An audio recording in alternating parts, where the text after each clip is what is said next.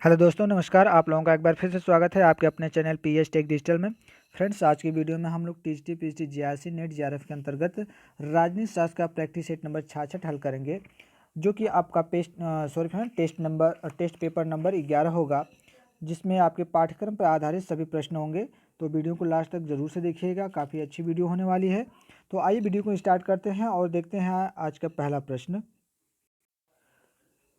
तो देखिए, चलिए पहले प्रश्न से हम लोग स्टार्ट करते हैं और देखते हैं कि आज का पहला प्रश्न हमारा क्या है।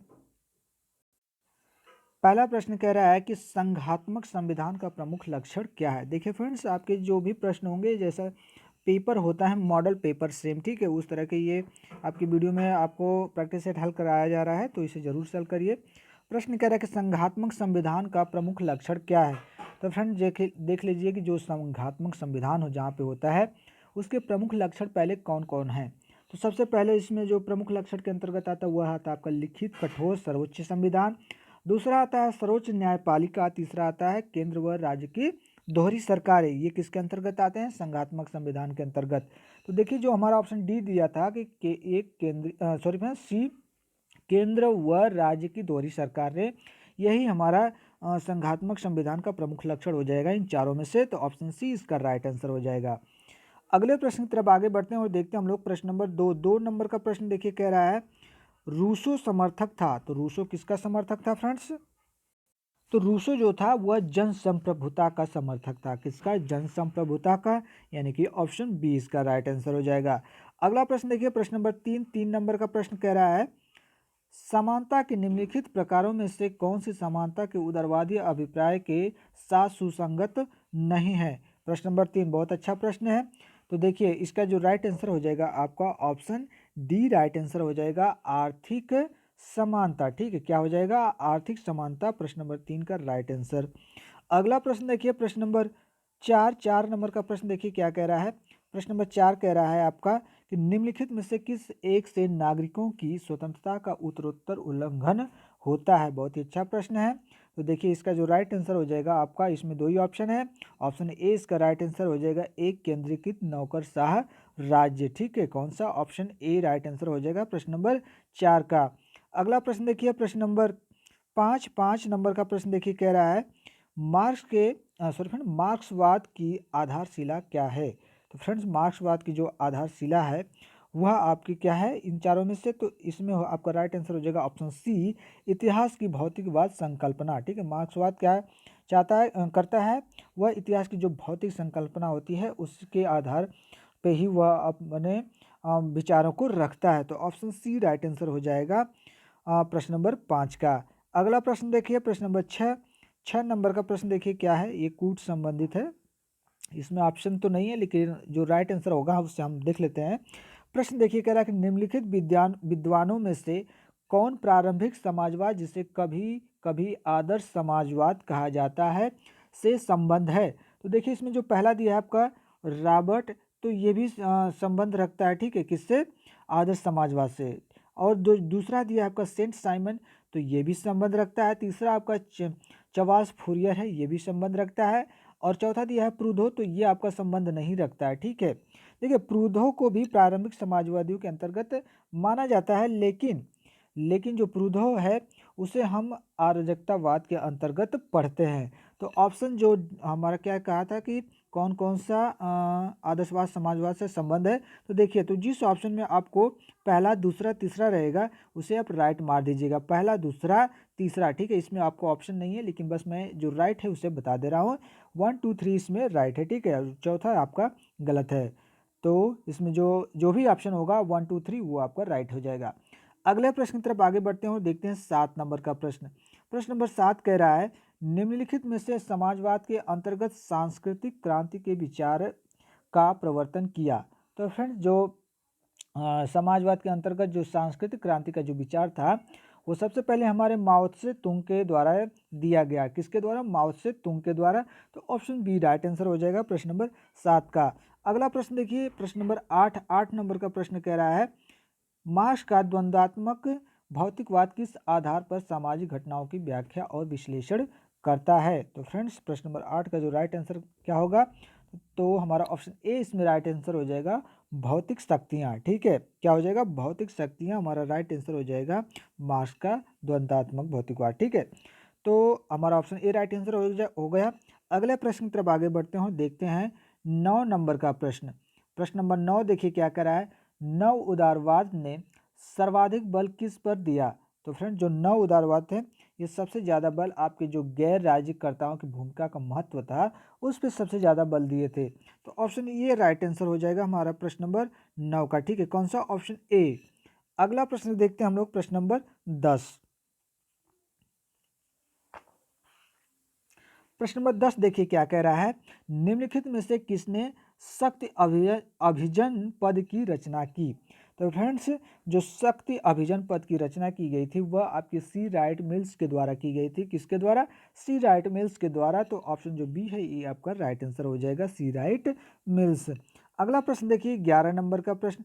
प्रश्न नंबर 11 कह रहा है, निम्नलिखित सिद्धांतों में से कौन सा लोकतंत्र को जनता का शासन नहीं अपितु अल्पतंत्र के लौह कानून के रूप में मानता है? इन चारों में से ऐसा कौन है जो कि लोकतंत्र को जनता का शासन नहीं बल्कि अल्पतंत्र के लौह कानून के रूप में मानता है? बहुत ही अच्छा प्रश्न है। तो वे देखिए कौन है, वे आपके संभ्रांतवादी हैं। ठीक है, संभ्रांतवादी लोकतंत्र को जनता का शासन नहीं बल्कि अल्पतंत्र के लौह कानून के रूप में मानते हैं। कौन? संभ्रांतवादी। तो ऑप्शन सी राइट आंसर हो जाएगा। अगला प्रश्न देखिए 12 नंबर का प्रश्न। प्रश्न नंबर 12 देखिए क्या कह रहा है, थोड़ा सा बड़ा है। हाँ देखिए प्रश्न कह रहा है कि राजनीतिक एवं शासन प्रणालियों के अध्ययन का पुराना संस्थागत उपागम किस पर बल देता है? प्रश्न कह रहा है कि राजनीतिक एवं शासन प्रणालियों के अध्ययन का पुराना जो संस्थागत उपागम है किस पर बल देता है? तो फ्रेंड्स इसका जो राइट आंसर हो जाएगा आपका ऑप्शन ए राइट आंसर हो जाएगा, शासन एवं राजनीति के औपचारिक पक्ष का अध्ययन। ठीक है, कौन सा? ऑप्शन ए राइट आंसर हो जाएगा।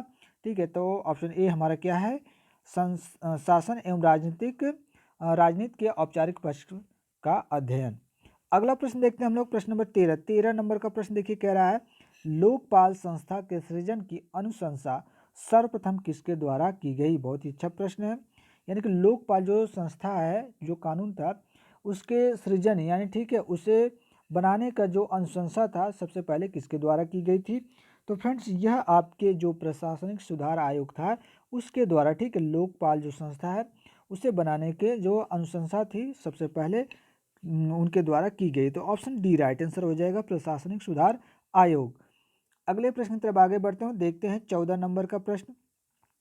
प्रश्न नंबर 14 कह रहा है, भारत के संविधान की 11वीं अनुसूची द्वारा पंचायती राज संस्थाओं को न्यायगत किया गया एक विषय निम्नलिखित में से कौन सा नहीं है? प्रश्न कह रहा है कि भारत का जो संविधान का जो 11वीं अनुसूची है उसके अंतर्गत जो पंचायती राज थे उसे न्यायगत किया गया। इन चारों में से उसके अंतर्गत कौन सा विषय नहीं आता है?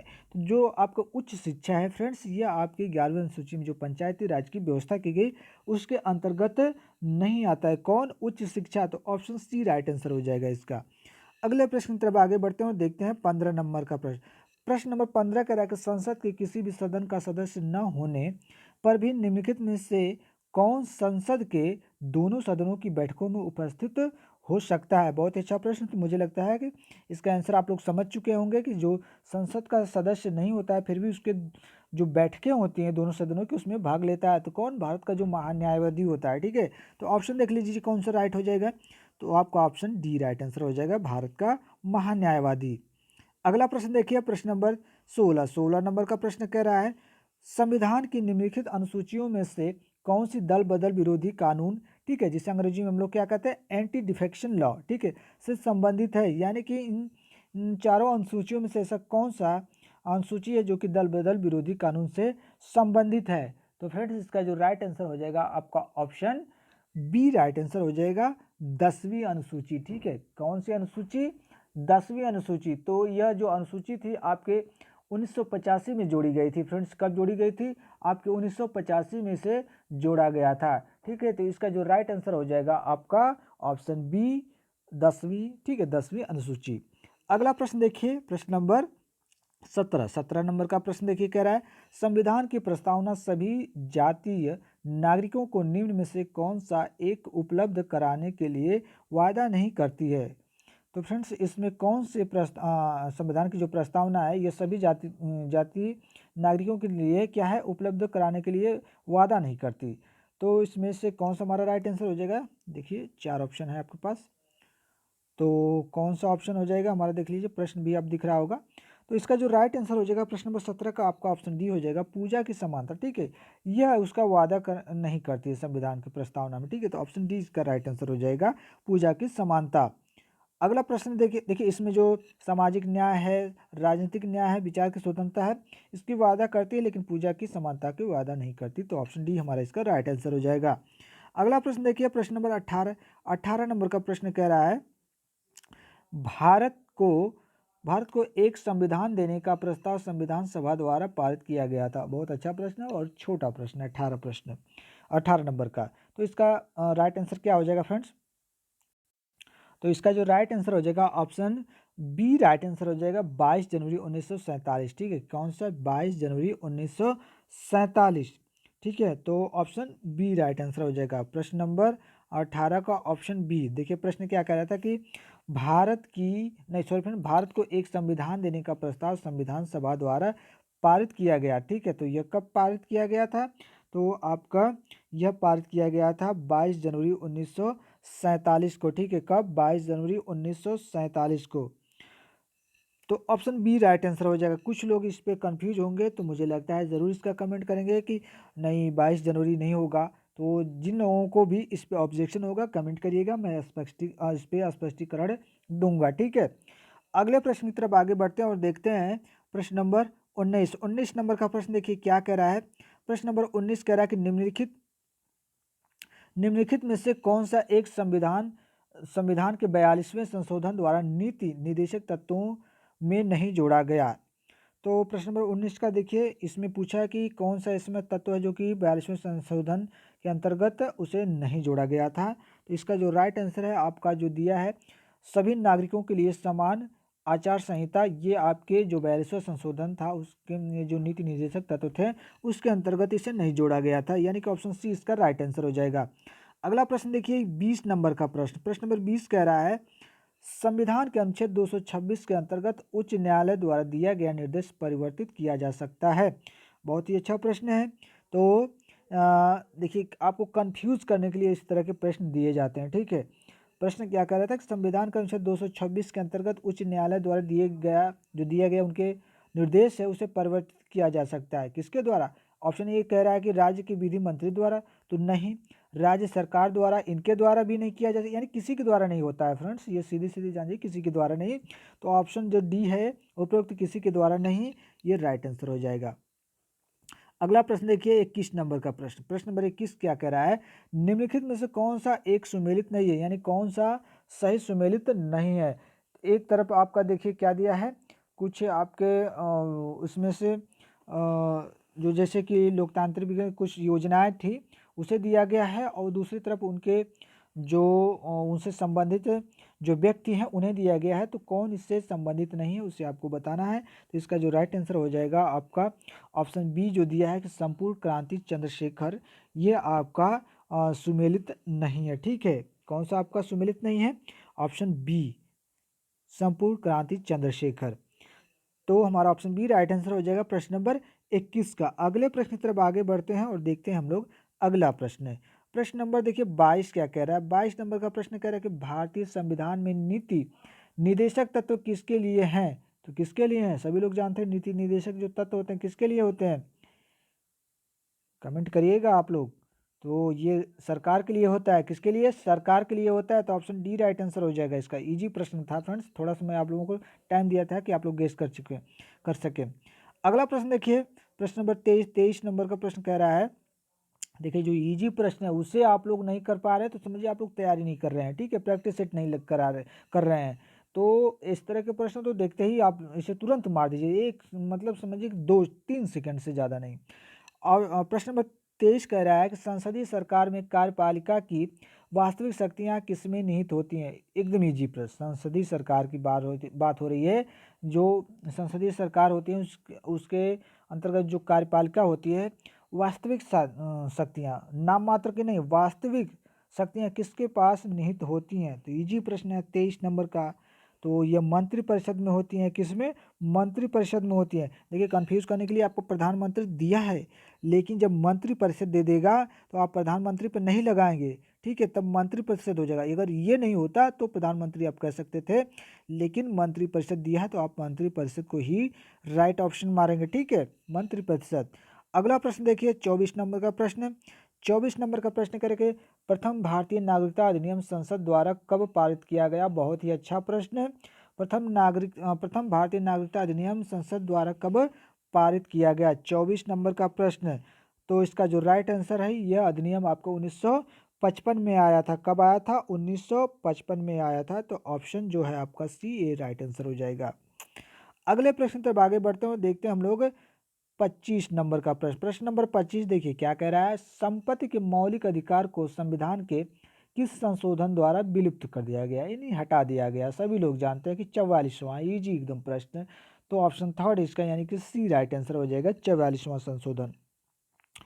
अगला प्रश्न देखिए, इसमें जो मौलिक अधिकार था इसे हटाकर क्या कर दिया गया था? फ्रेंड्स ये भी याद रखिएगा, कई बार मैंने बताया कि विधिक इसे अधिकार बना दिया गया था। क्या? विधिक अधिकार।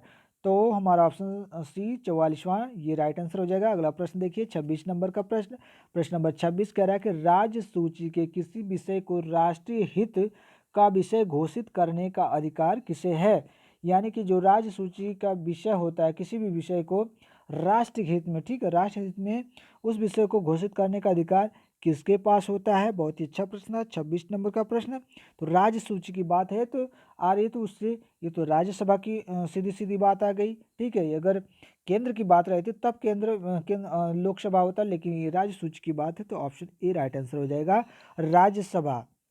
अगला प्रश्न देखिए, प्रश्न नंबर 27 नंबर का प्रश्न कह रहा है कि भारत में राज्यों को भाषा के आधार पर पुनर्गठन कब किया गया? बहुत ही अच्छा प्रश्न। भारत में जो राज्यों के भाषा के आधार पर पुनर्गठन किया गया था, तो फ्रेंड्स कब किया गया था? सभी लोग जानते हैं। तो यह आपके 1956, ठीक है, 1956 नहीं है, आपको 1955 दिया है, ठीक है फ्रेंड। 56 हो या 55, दोनों को ही राइट आप कर सकते हैं, ठीक है, नियर अबाउट, ठीक है। तो ये 56 में कहीं कहीं आपको 56 देखने को मिलेगा, कहीं कहीं 55, तो आप ऑप्शन सी को इसमें राइट मान सकते हैं, ठीक है, 1955।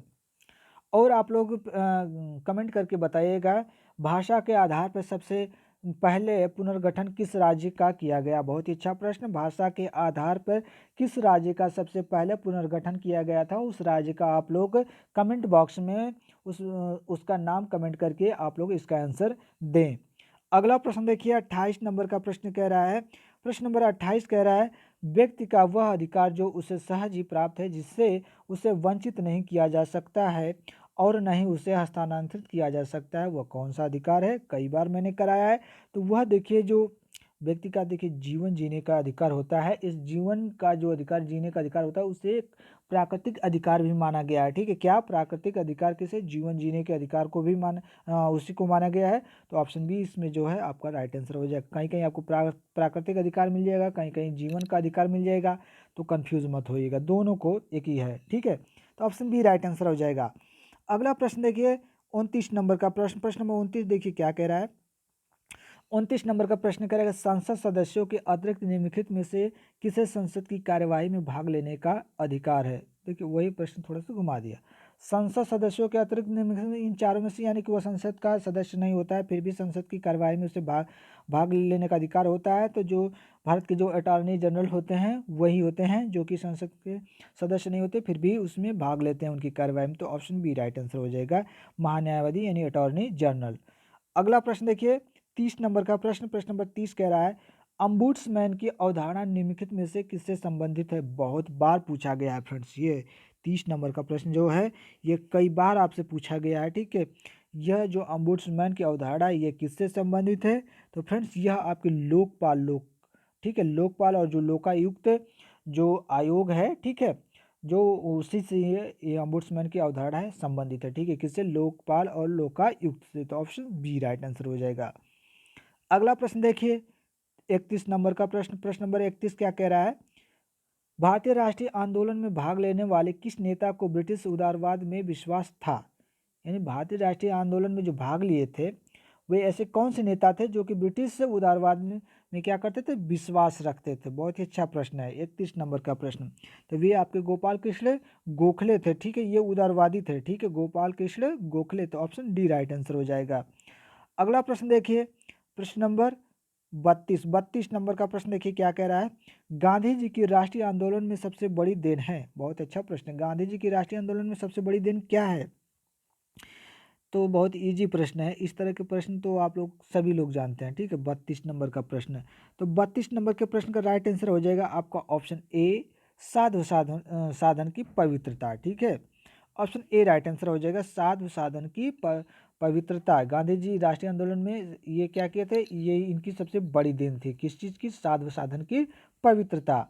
अगला प्रश्न देखिए, प्रश्न नंबर 33 नंबर का प्रश्न करें, पंडित जवाहरलाल नेहरू किस सन में होम रूल लीग के सचिव बने थे? बहुत अच्छा प्रश्न। हिस्ट्री से संबंधित प्रश्न आ गया। ये आपको पॉलिटी में भी देखने को मिलता है इस तरह के प्रश्न, और हिस्ट्री में। तो इसका राइट आंसर क्या हो जाएगा? कौन सा वह सन था? तो वह आपका 1916 था, ठीक है। कौन सा? 1916। तो ऑप्शन बी राइट आंसर हो जाएगा, 1916 होम रूल लीग के सचिव बने थे हमारे पंडित जवाहरलाल नेहरू। अगला प्रश्न देखिए, प्रश्न नंबर 34 नंबर का प्रश्न देखिए कह रहा है, किस भारतीय आधुनिक चिंतक को आधुनिक मनु के नाम से जाना जाता है? तो सभी लोग जानते हैं कि भीमराव और रामजी अम्बेडकर को आधुनिक मनु के रूप में जाना जाता है, ठीक है। तो ऑप्शन सी राइट आंसर हो जाएगा। कौन सा? Option C. अगला प्रश्न देखिए, प्रश्न नंबर 35 नंबर का प्रश्न देखिए क्या कह रहा है?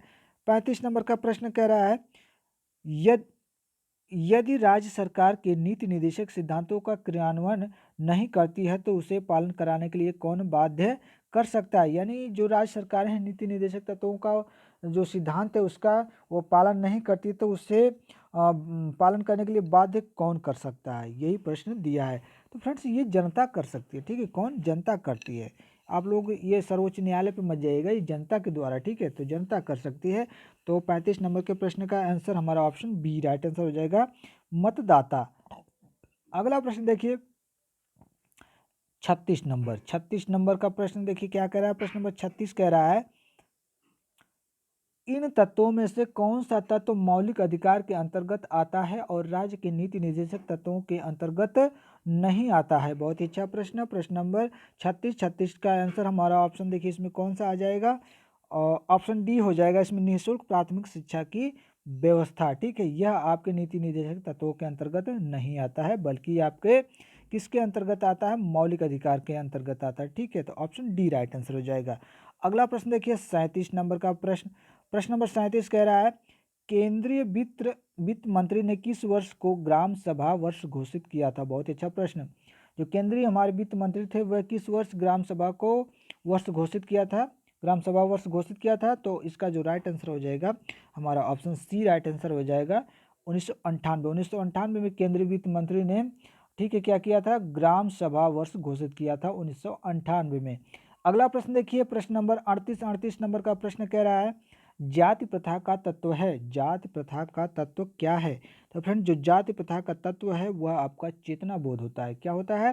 चेतना बोध होता है। तो ऑप्शन ए राइट आंसर हो जाएगा इसका, ठीक है, प्रश्न नंबर 38 का। अगला प्रश्न देखिए, प्रश्न नंबर 39 नंबर का प्रश्न कह रहा है, भारत में क्षेत्रवाद के उदय का प्रमुख कारण क्या है? बहुत अच्छा प्रश्न। भारत में क्षेत्रवाद के उदय का प्रमुख कारण क्या है? तो ये देखिए आपका जो ऑप्शन डी दिया है, भाषा के आधार पर राज्यों का गठन व निर्माण, यही भारत में क्षेत्रवाद के उदय का प्रमुख कारण था। तो ऑप्शन डी राइट आंसर हो जाएगा। कौन सा? Option D.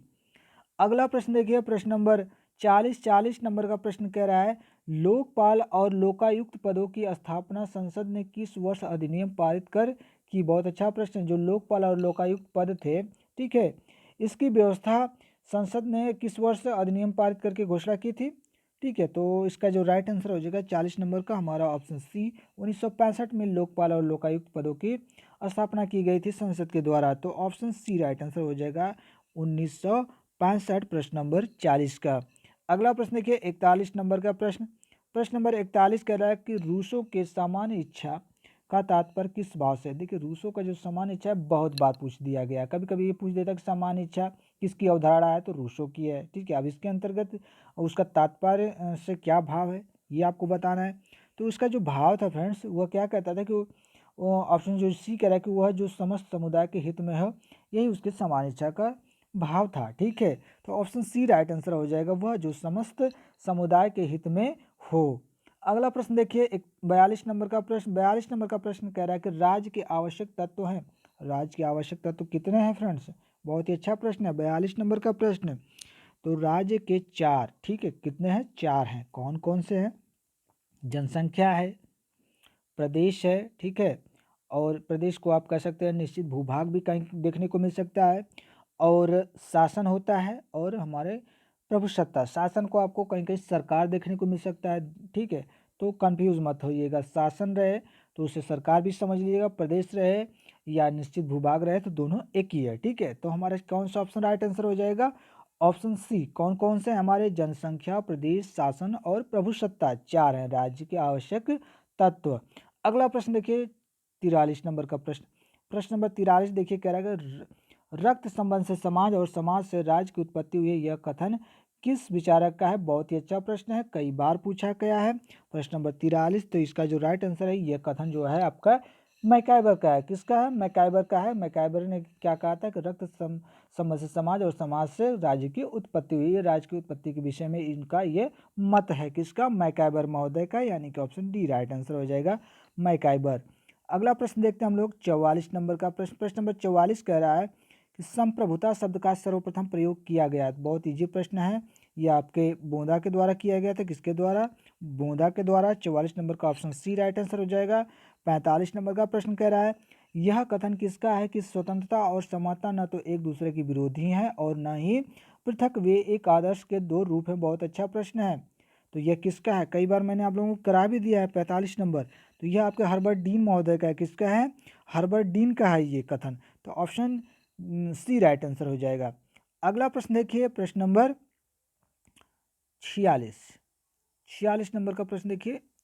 प्रश्न नंबर 46 कह रहा है राज्य के कार्यों की परंपरागत विचारधारा के अनुसार अनिवार्य तथा ऐच्छिक दो भागों में बांटा गया है, लेकिन वर्तमान समय में राज्य की अवधारणा के अनुसार अनिवार्य और ऐच्छिक का भेद समाप्त है तथा समस्त कार्य अनिवार्य ही माने जा रहे हैं।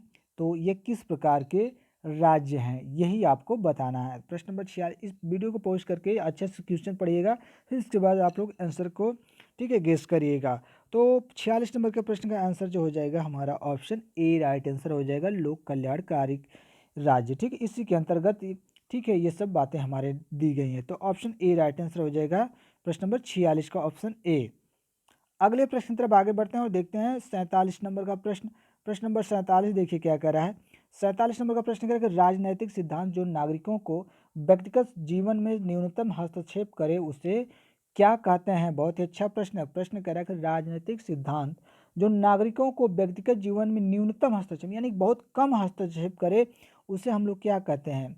बहुत ही अच्छा प्रश्न था। देखिए यह प्रश्न काफ़ी इंपॉर्टेंट है, इसे आप लोग नोट कर लीजिएगा। तो इसका ऑप्शन हमारा देखिए ऑप्शन सी राइट आंसर हो जाएगा, व्यक्तिवाद। ठीक है, कौन सा राइट आंसर हो जाएगा? व्यक्तिवाद हो जाएगा। तो ऑप्शन सी।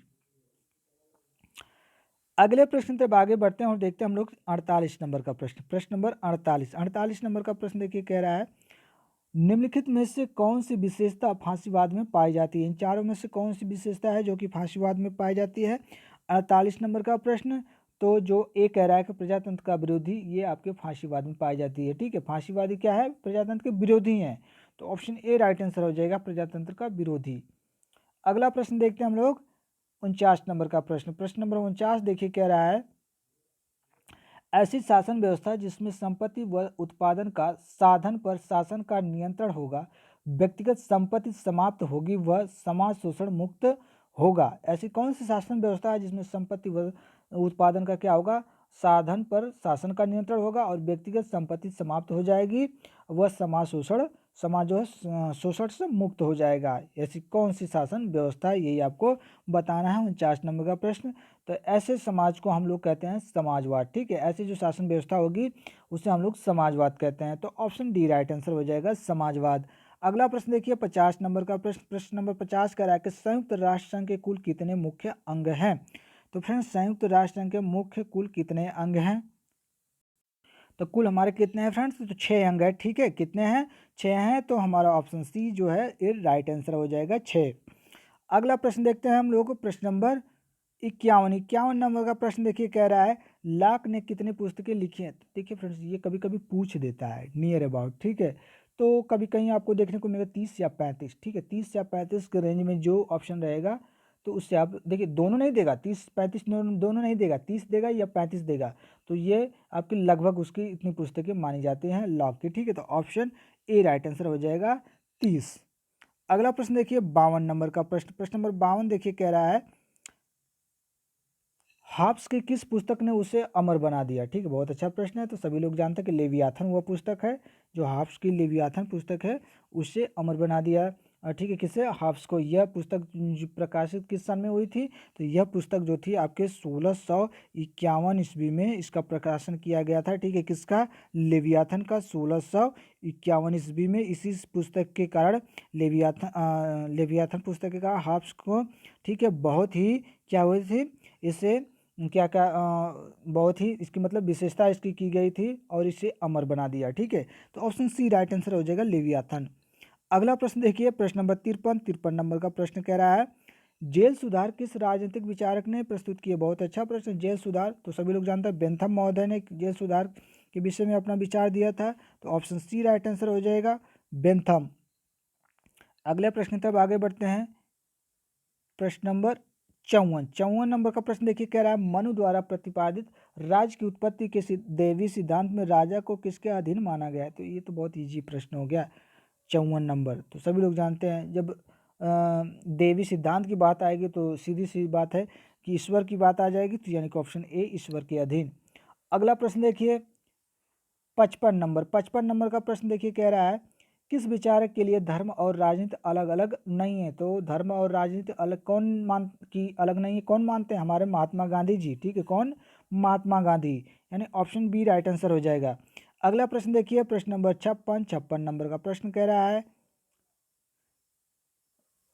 प्रश्न नंबर 56, हाँ दिख रहा होगा फ्रेंड्स। प्रश्न कह रहा है कि स्वतंत्रता और समानता एक दूसरे के पूरक है, इस विचार के समर्थक विद्वान है। बहुत अच्छा प्रश्न। देखिए ये प्रश्न थोड़ा सा उस जो इसके पहले हम लोग प्रश्न देख रहे थे कि स्वतंत्रता और समानता एक दूसरे के विरोधी नहीं है बल्कि एक सिक्के के दो पहलू हैं। ठीक है, ये दिया था, लेकिन इसमें कह रहा है कि स्वतंत्रता और समानता एक दूसरे के पूरक हैं। ठीक है, इस विचार के समर्थक कौन है इन चारों में से? तो कौन है? बहुत अच्छा प्रश्न है 56 नंबर का। तो हमारे यह रूसी। ठीक है, यानी कि रूसो। तो ऑप्शन सी राइट आंसर हो जाएगा। अगला प्रश्न देखिए प्रश्न नंबर 57 नंबर का प्रश्न कह रहा है मौलिक कर्तव्यों को संविधान के किस संशोधन द्वारा कब सम्मिलित किया गया? इजी प्रश्न है फ्रेंड्स। मौलिक कर्तव्यों को कब जोड़ा गया था यही आपको बताना है प्रश्न नंबर 57 का। तो प्रश्न नंबर 57 का जो राइट आंसर हो जाएगा आपका जो 42वां संशोधन हुआ था 1976 में, उसी के अंतर्गत मौलिक कर्तव्यों को संविधान में जोड़ा गया था। किस संशोधन के अंतर्गत? 42वां संशोधन के अंतर्गत, जो कि आपके 1976 में हुआ था। तो ऑप्शन डी राइट आंसर हो जाएगा। अगला प्रश्न देखिए प्रश्न नंबर 58 नंबर का प्रश्न देखिए क्या कह रहा है। प्रश्न नंबर 58 देखिए कह रहा है भारत में किस कारण के शासन संघात्मक है? प्रश्न कह रहा है कि किसके कारण जो शासन व्यवस्था है उसे संघात्मक माना गया है। ठीक है, भारत में। तो इसका जो राइट आंसर हो जाएगा जो आपका सी कह रहा है कि संविधान में संघ व राज्यों के मध्य क्या है? शक्तियों का वितरण है। ठीक है, इसी के कारण क्या है भारत में जो शासन व्यवस्था है वह संघात्मक है और इसमें जो सरकारें हैं दोहरी सरकारें हैं। ठीक है, हमारे देश यानी कि भारत में। ऑप्शन सी।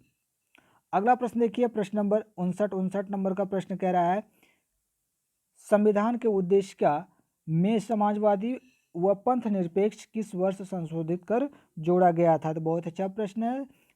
संविधान में जो उद्देश्य का और जो समाजवादी और तथा जो पंथ निरपेक्ष जिसे धर्मनिरपेक्ष भी कहा जाता है, संविधान के किस संशोधन में जोड़ा गया था, किस वर्ष जोड़ा गया था? ठीक है, तो इसका जो राइट आंसर हो जाएगा आपका ऑप्शन बी राइट आंसर हो जाएगा 1976। ठीक है, 1976 के अंतर्गत जोड़ा गया था। ठीक है, तो यह कौन सा संशोधन था?